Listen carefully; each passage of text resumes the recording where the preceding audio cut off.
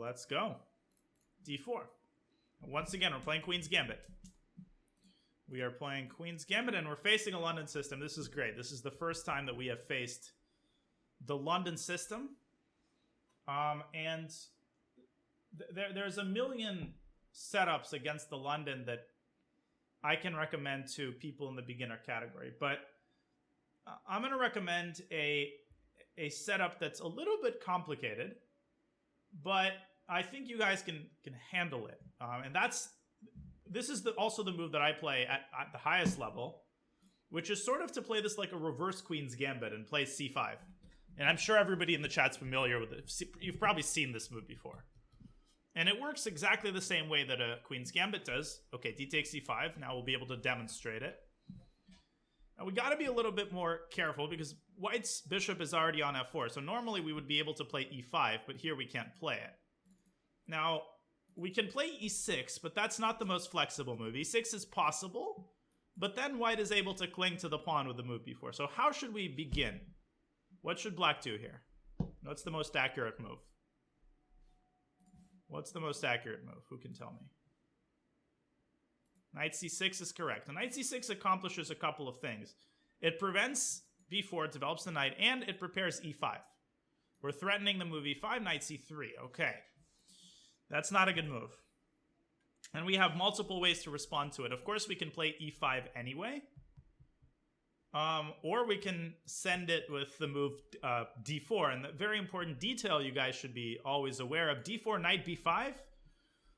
Queen a5 check, of course, wins the knight. Because you should be especially attentive to this, given that the white light-squared bishop is not controlling the b5 square, which means that these tactics are always going to be on the horizon. In terms of which of these moves I would play, I think starting with e5 makes sense and then following up with d4. So we attack the bishop. We get control of the center. Black is already better. Knight c3 is a mistake. It's not really in the spirit of London. Now, in addition to d4, we could also play the more conservative move, knight f6, developing the knight.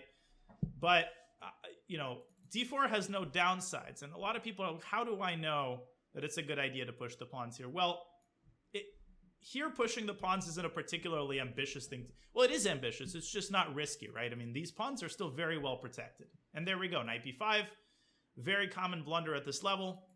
If you've done your puzzle rush, you should see queen a5 check automatically in any such position.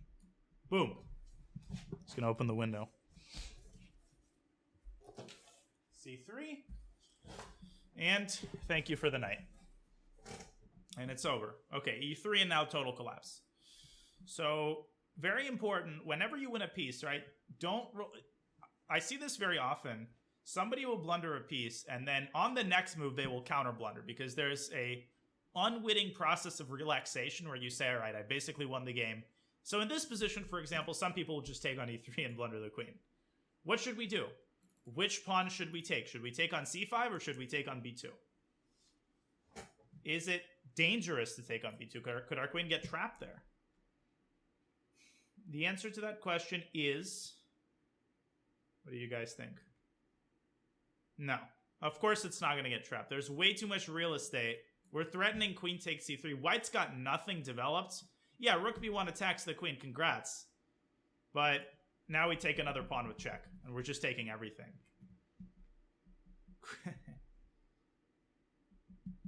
Now we're just taking... I mean, White has to play queen d2 and essentially go for the queen trade. And okay, king e2. Yeah, so winning these positions fast is a tough skill. And the first thing that you should immediately see here, and I think everybody notices this, is the alignment of the king and the queen, which should lead you to consider the move bishop g4 check. Now, you might reject this move because in response, White has the move f3. But if you just calculate one move further, in that situation, we have what move? Bishop g4 check, f3. And anytime a pawn like this is pushed, you should be considering which other squares are weakened. And in that situation, the e3 square is weakened, and that's just checkmate. Bishop g4 check is very strong. If knight f3, we of course play e4. Yeah, checkmate. Quick one. Very quick one. And the move c5 is quite dangerous at a beginner / early intermediate level. So c5. Now I don't know what Eric Rosen recommends here. White has many moves. And d takes c5 is a totally legitimate move if it's followed up correctly. The most sort of London-y move here is either e3 or c3. E3 being, you know, my preferred move as white, probably. So e3. And then black plays knight c6 anyway. White can play knight f3 here, or white can play... Actually, c3 is the way that the theory goes. And, yeah, black just plays knight f6. And here, there's a lot of theory. I mean, I recommend, particularly those of you watching on YouTube, I'm not going to delve too deeply into the theory here that's outside the scope of the speedrun. Rosen, Levy, tons of videos on the London on YouTube. And this line, I'm sure, is covered. But the one subtlety that I'll mention here is that in recent times, knight d2, I believe, has... You know, don't quote me on this, but I'm pretty sure this is the best way to start for white. If white plays knight f3, who can tell me what relatively nasty idea does black have here? This has been around for many, many years, this particular sequence. And I think according to modern theory, this line is considered quite good for black. So queen b6, the Veronica is correct, queen b6. Now, generally in the London, white responds with queen b3. Now you play c4. Now you play c4. The point being, and I've talked about this endgame is generally very comfortable for black because of the idea of going b5, b4, and black has control of the a file. So white usually plays queen c2, and now very important move. This pawn on b2 is highly vulnerable, and black has bishop f5. And black has bishop f5. Queen takes f5, queen takes b2, and the rook is lost. Now, there's a very important detail. White has to play queen c1 for that reason. After e6, black is extremely comfortable in this position according to modern theory. So, knight d2 evades this because after queen b6, which is still a legitimate move, c4, queen c2, of course, bishop f5 is no longer a move because the rook has space to move. Now, a word of caution about this particular idea of distraction or deflection. Right? Deflection tactics can backfire spectacularly. Deflection tactics can backfire spectacularly, especially in this line. Let me see if I can find this game here. Just give me a moment, please. So there was a game that I was watching. This was a tournament that I was playing in Spain. Two very strong players. So d4, d5, knight f3, c5, e3. That's the Kali system. Knight c6. So bishop e2 takes, bishop g4. c3, e6, queen b3. So this time it's white who's the aggressor, and after queen c7, white sort of automatically plays the move bishop f4. Now, it's a slightly different idea, right? The rook is not trapped, but the knight's going to hang after queen f4, queen b7. But it turns out that this is not the end of the story. Black took the bishop. After queen takes b7, it transpires that black has this incredibly nasty check on c1, and something cool happens. Bishop d1, bishop takes f3. Now, this looks unthinkable. Take the rook with check, take the bishop, but after queen takes b2, it turns out that the white rook is trapped. The position remains extremely messy. I think this is equal according to the engines, but the point is that you have to be very careful about misapplying this trap. So back to the game. It's total chaos. e3, knight c6. c3 is the recommended line, I believe, by most sources. d takes c5 is very good, but after knight c6, white has to play knight f3. This is an important move to prevent e5. And then, and then black can play e6 here. Black can also play knight f6. I think that's the main move. And things get messy here. I mean, e3, e6 is sort of a reverse Queen's Gambit accepted, which is, basically equal. I mean, white can play c4, bishop c5, knight c3. This type of position, nothing to write home about, but very solid for black. More testing is the move c3, and oftentimes this leads to this type of position where white clings to the pawn, black tries to attack it. You guys have seen these types of situations before in many openings, including in the speedrun. So you can dig around here on your own with Opening Explorer. These are very interesting positions to analyze. They teach you a lot about imbalances in the center. That's why I decided to play c5. In any case, knight c3 is a pretty serious mistake. And you know, a common beginner mistake, unfamiliar position, you kind of resort to natural development without fully assessing the specifics of the position, right? The specifics is that e5 is a threat, and it turns out that knight c3 only walks right into this sequence. So where should the knight have gone? What should white have done here to at least maintain a reasonable position? Oh man, I don't even know that white can maintain a reasonable position, because I think white has to play knight back to b1. Because originally I was going to tell you guys knight e4. But who can tell me what incredibly nasty sequence, and I just spotted this myself. What does black have here? Bishop gets trapped, f5. Knight d6 check. Takes, boom. Bishop is trapped and lost. So white is in huge trouble here. I mean, knight b1 is necessary, and then just look at this position. Pawns, everything's developed. f5 is coming, knight f6 is coming. White is in trouble, but at least this kept white in the game. Knight b5, queen a5 check is game over. Pretty simple, not much to say here. I think we could definitely get another game in, if you guys desire. Knight a, oh yeah, knight a4. Oh, knight e4. I agree. Knight a4 is the move. Knight a4 is the move, because if queen a5 check here, there's c3, and white is more or less still in the game. This is probably the best option because it also keeps c5 relatively protected. All right, let's go e4, c5, and we're still working on c3 Sicilian. That's been our opening. That's still our opening. It's just the best Sicilian in my opinion, anywhere under 1900. Okay, so e6, common response at this level. Common response at this level, the move e6.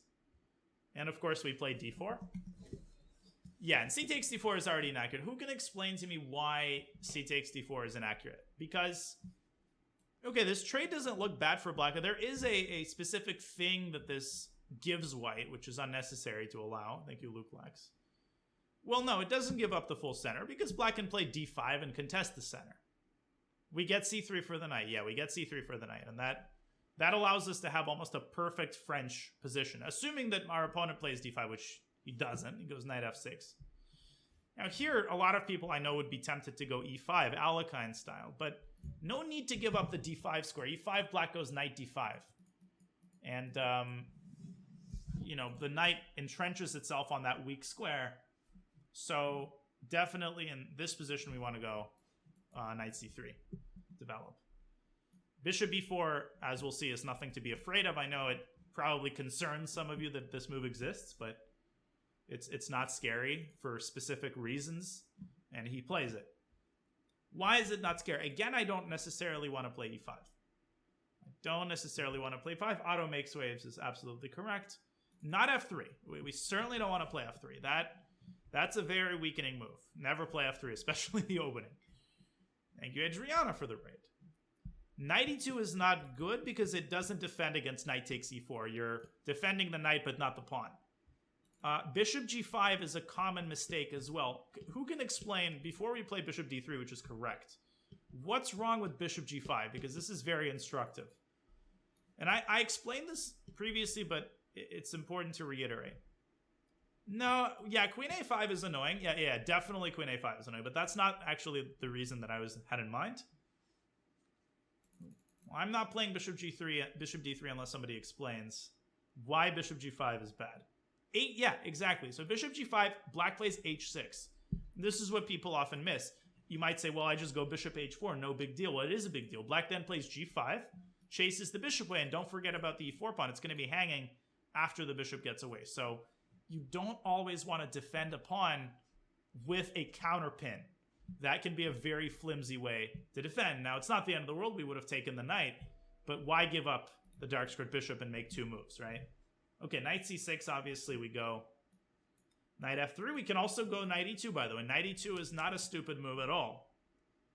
But I'm already smelling a Greek gift sacrifice here, so let's go knight f3.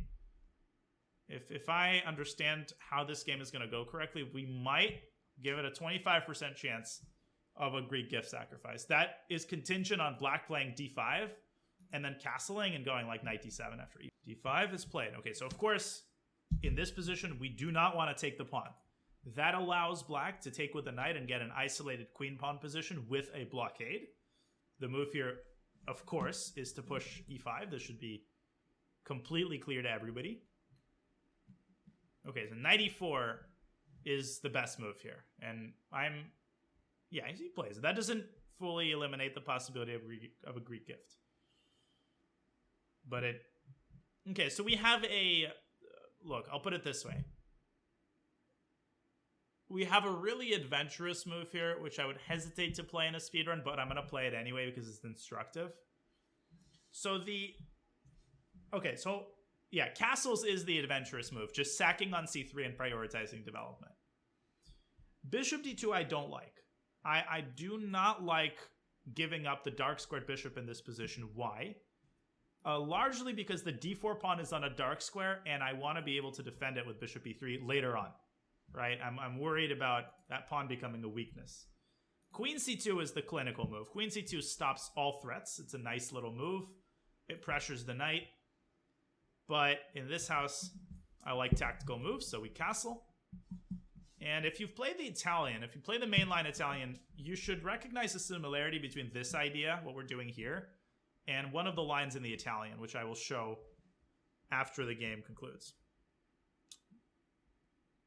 Now, rook b1 isn't even forced here. We have, yeah, bishop a3, as some of you are indicating, is a very much legitimate idea, sacking the exchange, but preventing black from castling and getting essentially total domination on the dark squares.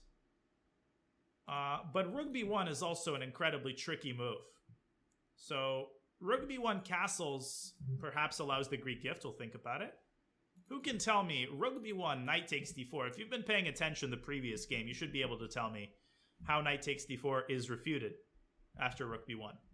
And we're going to go rook b1. We're going to go with a slightly less adventurous move. Nope, and that's the most popular wrong answer. Not the immediate queen a4 check, because the knight returns to c6. Always remember this about forking a knight and a king. Very often the knight can return and block the fork.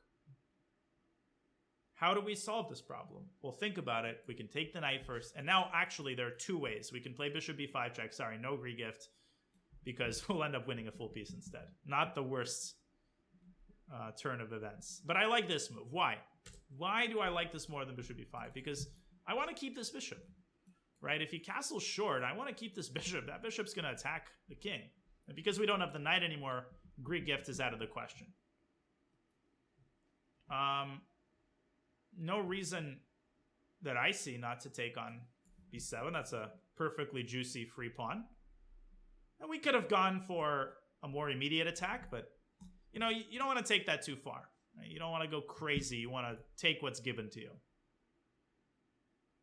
Yeah, we'll talk about bishop takes first. We'll talk about bishop takes first. That was a more resilient move rather than knight takes d4.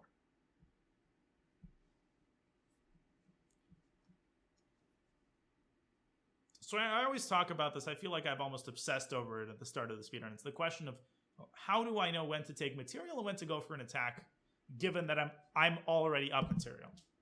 Rook takes b7 doesn't disrupt the coordination of your pieces. To the contrary, right? The rook on b7 is great. Now, where should we go? Where should we go with the rook? A lot of people, I think, would just drop back to b1, but you have to squeeze the most out of the retreat. Yeah, you guys have the right sense. Oh yeah. First of all, we can take on a7, absolutely fine. But now let's go for the attack. We've had our fill of the queenside pawns. Let's go for the attack. Rook b3, bingo. Why? Because once the bishop gets away from d3, this rook is going to swing to the king side. Look at black's king. There's nothing around black's king. It's going to be made, and especially now. Oh, now we've got all manner of ideas. All manner of ideas. Oh. The question here is, do we want to play fancy schmancy or do we want to just win? Yeah, you know, bishop takes h7 is not as simple as you guys think it is. Bishop takes h7 is not as clear-cut as you guys think it is, but we're going to play it. We're going to play it, and I'm going to convince you that this is not as clear as it is. It's winning, for sure. We're going to win, but these sacks can be difficult. Now, very popular mistake, well, not a mistake here, but people think that queen h4, king g8, rook h3 leads to immediate checkmate. It does not. Remember this. Why? Who can tell me why? Yeah, white will win, but it's not actually mate, and you got to be very careful about this.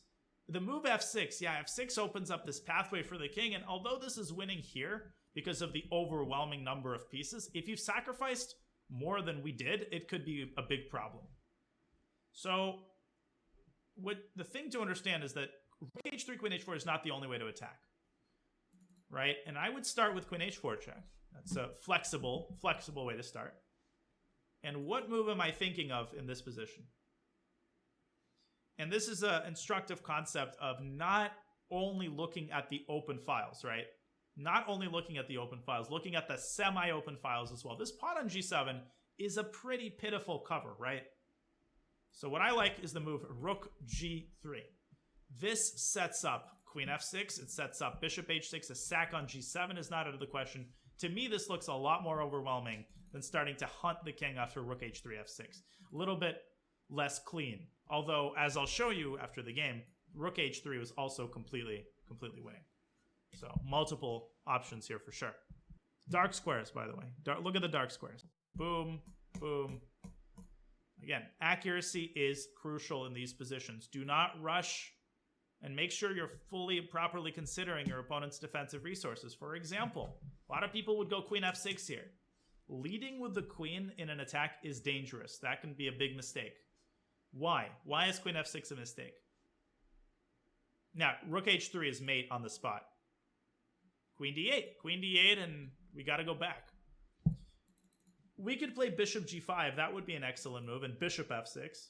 But just because an idea wasn't applied on one move doesn't mean it can't be applied on the next. Idea improvement. Rook h3. I saw a great example of that just recently, and I'll show you guys. Now it wins on the spot. It's mate. Because now the move f6 allows queen h7. As he's thinking, I mean, the game is over. It's mate on the next move. I'm going to pull up a great example of this kind of flexible thinking, and a very similar theme, actually, in a exercise that I recently gave to a student. Okay, so let's finish the game. So let's begin by applying that idea of idea improvement. So, and the concept of weak dark squares. So white to play here. Debritson against Bunch. Bunch later became a GM. I'm not familiar with the player with white. 1977. Okay, so it's white to play and win in this position. Let's look at this position for a second, see what we can notice. You should notice in particular two big trump cards for white. The first, of course, is the pawn on d6 is a monster, and the second is that black's dark squares are horrendously catastrophically weak. So the first move, and wow, you guys are very, very sharp. First move is d7, and that's pretty straightforward. We advance the pawn, we hit the rook. Black cannot take on d7 because then the queen hangs. So rook d8 is forced. Now the rook on d8 is a sitting duck, and we play queen f6. But the hard part comes after queen takes d7.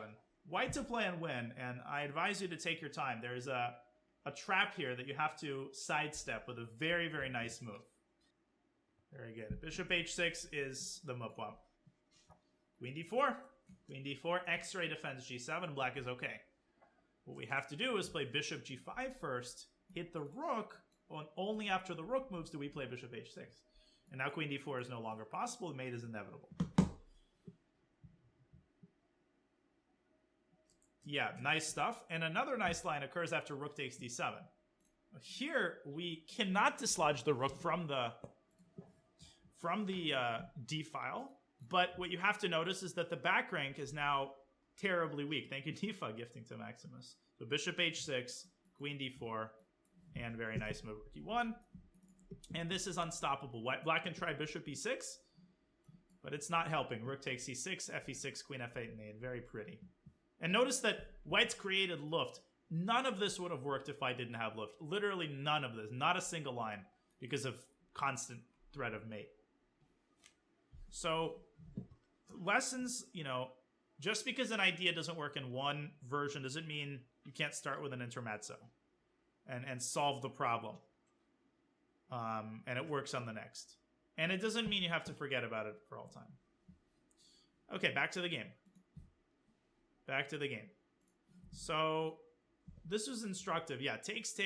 If you watch my, or if you've bought my Naroditsky method, one of the shortest games I've ever played against the 1700 actually started exactly like this. The best move for black here is d5 immediately. And potentially this transposes into an advanced French, which a lot of people don't want to play. But the move in the Alapin style is e takes d5. Got plenty of speedrun games in this line. So you can dig around. CD, I also have plenty of games in this position. Okay, knight f6 is fine. The best move is d5, either here or on the next move. Okay, so bishop b4, bishop d3. Let's get to the fun part. Knight c6, knight f3, d5, e5, knight e4. And yeah, I was hoping for a Greek gift after knight d7, castles. Boom. This is a classic, like a classic Greek gift. Knight g5, check, etc. And as a good exercise, those of you watching on YouTube, I'm actually not going to analyze this deliberately. See if you can set it up on a board and figure out how white wins after king g6, king h6, and king g8. And see if you can work that out without an engine.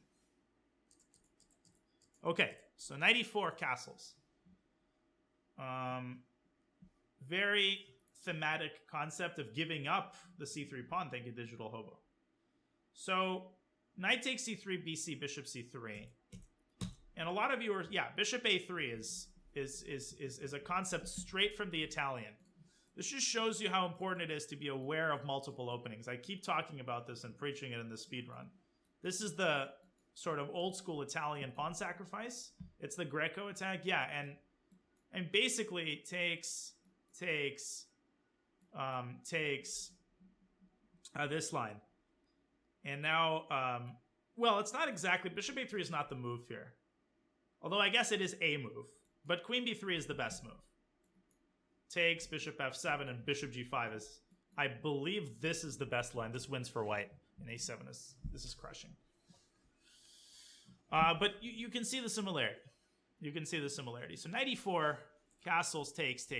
Rook b1 is what we decided on. Partially because I was still hoping for a Greek gift sacrifice. A lot of people were asking, well, what happens after bishop takes d4?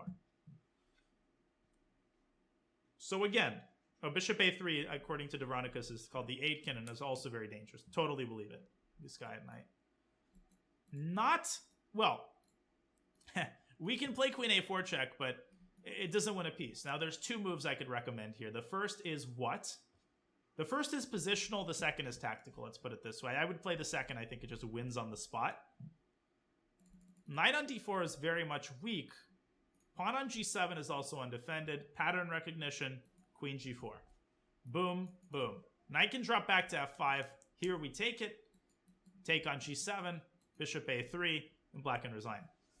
That's definitely the best line, but nothing wrong with the positional bishop a3 as well. The king is never going to be able to castle. That is the horrible thing about giving up a bishop of a particular color. People don't realize that that is on the same level. Sometimes it's like blundering your queen. You are never going to be able to castle unless you, I don't know, miraculously get rid of this bishop. This is a totally lost position. White's going to play queen g4. I don't know, f4, f5 is an idea. It's just over. Thank you, Square Vizard. An extremely common mistake to give up a bishop of a particular color at all levels without realizing that the comeuppance is, you know, you're not going to get the sickness until later. And a lot of people struggle to understand this. They think, well, there's no immediate threats, so I'm safe to give away my bishop, but eventually the squares of a particular color are going to come back to bite you. And I have a good example of that. I have an example of that from one of my games. A little bit more complicated, but hopefully it'll reinforce that theme. Hopefully it'll reinforce that theme. This is from World Youth Chess Champion. Whoops, no, I don't want to upgrade. World Youth Chess Championship 2008. I was 2300. My opponent is 2100. Let's flip the board. Okay, so this was a King's Indian Samish. I'm going to kind of fast forward to the important moment. This is the same-ish variation King's Indian. You've seen me play this on stream many times.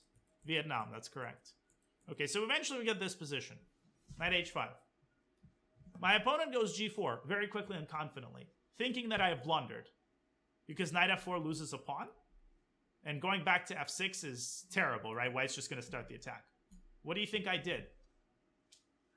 Of course, knight f4. This is completely automatic in the King's Indian. And the whole point is that after bishop f4 ef, look at these dark squares. Look at that bishop. It's going to be a monster. My opponent, to his credit, didn't take immediately. Goes knight g2. A lot of people here, I think, would take on d3 or a g5. No need. Just leave the knight on f4. Here he couldn't resist. He takes it. And what's worse, my knight comes to c5. My queen comes to f6. Now he plays a terrible move. He takes on c5. Thinking, well, I've got these center pawns. You know, they're going to start moving and not realizing that these dark squares are just going to kill him. Watch what happens. Bishop b2, b4. Knight b1, c4. g5, queen d6. Bishop takes c4. I sack a second pawn. Look at these squares. Bishop e5. Now this is threatened. a5, a4, a3. And look at these squares. Now bishop back to g7, setting up a battery. This is crushing. I mean, everything happens along the dark squares. Every one of my moves is on a dark square. Now I go to this diagonal, that diagonal. And eventually I just took a bunch of his pawns and then I started pushing my pawns. The win was not as smooth as it could have been, but it was very thematic. And the final position is really, really nice. The lesson here is that the weakness of a particular color square is often worth sacrificing for, oftentimes even more than just a pawn, even sometimes a queen. And the second part of that is that square weaknesses can be delayed, right? You can weaken a square and you have to realize that that can be exploited later. People sometimes have that short-sighted approach to that idea. Okay, so back to the game. Hopefully I was explained bishop takes d4. Okay, knight d4 is game over, right? After queen a4 check. But what should black have done here? If I was playing black, I would probably drop the bishop back to b4 to prevent bishop a3. Again, rook takes b4 does not win the knight. The knight drops back to c6. So if I were white here, I'd have to think. But even a slow move like bishop e3 could be considered because castles always runs into bishop takes h7. You could also consider the more aggressive knight g5 followed by queen h5. That might be the best line, and I think white is still dominating here, but at least black is in the game. Okay, so takes the bishop, takes the pawn, back to b3, bishop takes h7, and again, rook h3, queen h4, as I was discussing, is not as clear-cut as perhaps it should be. Although here, after queen h7 and e takes f6, I'm sure that white is also completely winning. Completely winning. I can give you right off the bat like a million examples of games where white goes for this kind of sacrifice. It looks, totally winning, and black plays f6 and takes the air completely out of everything. So let me see if I can do a little search here. Yeah, this is a nice game. Look at this game. Some random game from Bulgarian Championship 1955, which nobody has ever seen before.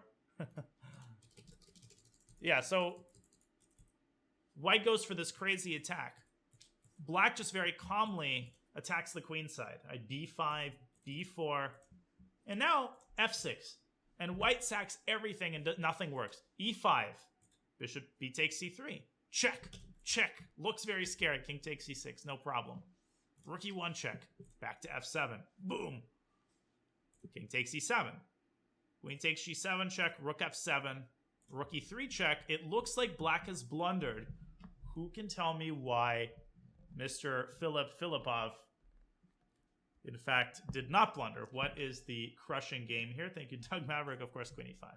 Takes. And now which pawn do you take with? F takes e5 is even better. And checkmate on f1. So you get the point.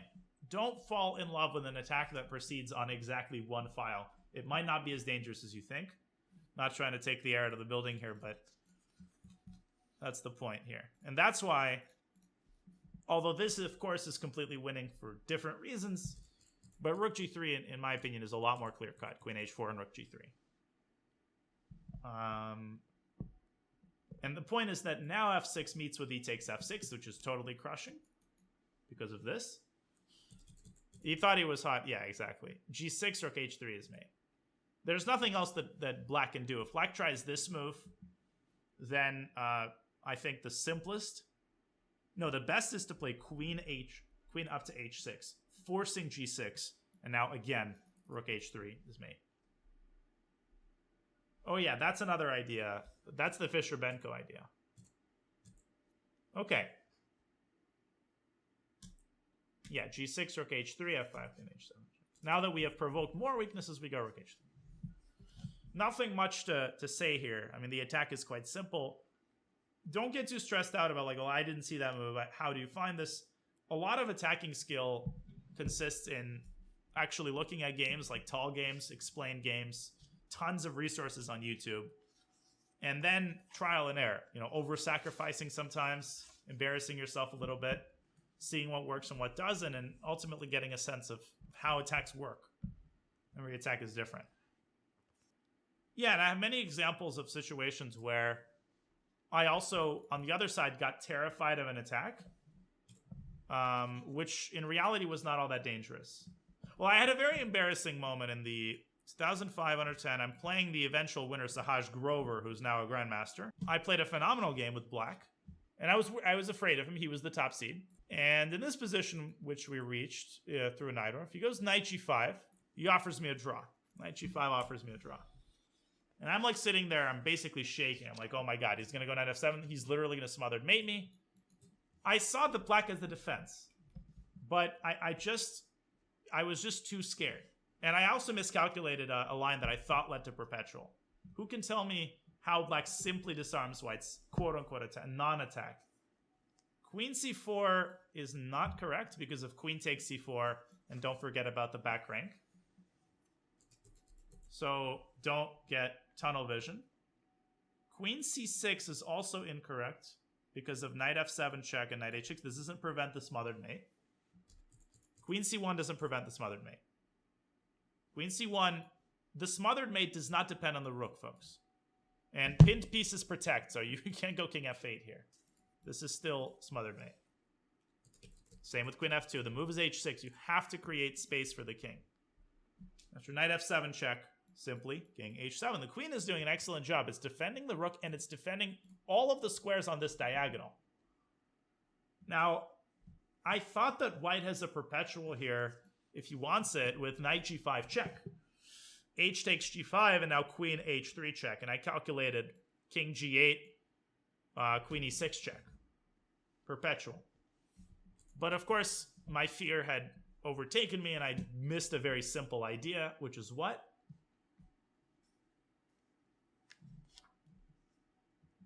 King g6, yeah. Queen e6 check, and of course bishop drops back and covers the check. Yeah. Oh, by the way, last thing. I know I'm on a big detour here.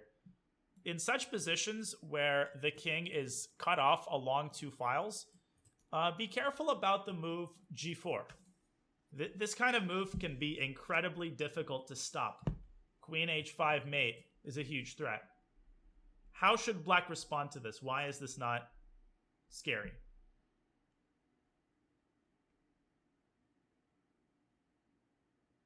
Yeah, because of queen e4 check, king g1, bishop d4 with total destruction. And if rook f3, then of course, I mean, there's multiple ways to mate here, rook c1 check, etc. But just as a rule of thumb, do keep this idea in mind of basically going g5 at the right moment and creating a stronghold on h4. I once missed an idea like this as a GM. Okay, this position where black is quite clearly winning. Look at white's king, just look at black's position. And in this position, I played queen h6 check, king g3, and g5. And ultimately, I won the game pretty easily with a big attack. But I missed an amazing combination. Now, the first move of this combination I saw. In fact, I saw the main idea, but I missed the subtlety. Idea improvement. Who can tell me the first move? The first move is quite natural, in my opinion. It gets rid of one of white's main defensive pieces. The first move is queen h6 check. This is correct. In this position, rook takes e5 is best. Because if you play this immediately after fe5, queen h6, the king can come back to g1. You're supposed to give a check first. Now you take on e5.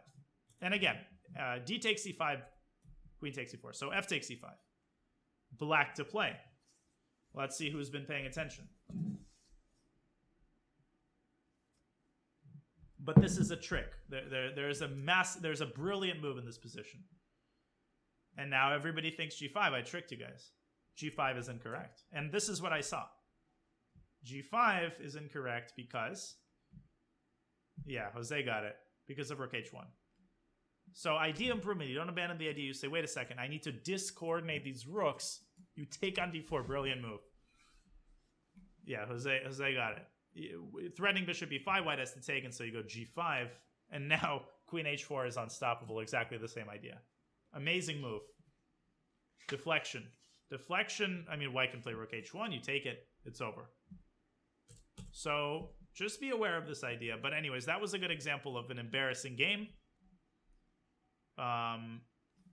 Where my fear of the attack got the better of me. I played, as I said, I played g5 immediately, but I didn't play it with the same idea. I mean, I just wanted to open up the king. I won easily. I just sort of won by trading queens, and he resigns. But still, I was quite upset to miss this. Okay. Hope you enjoyed.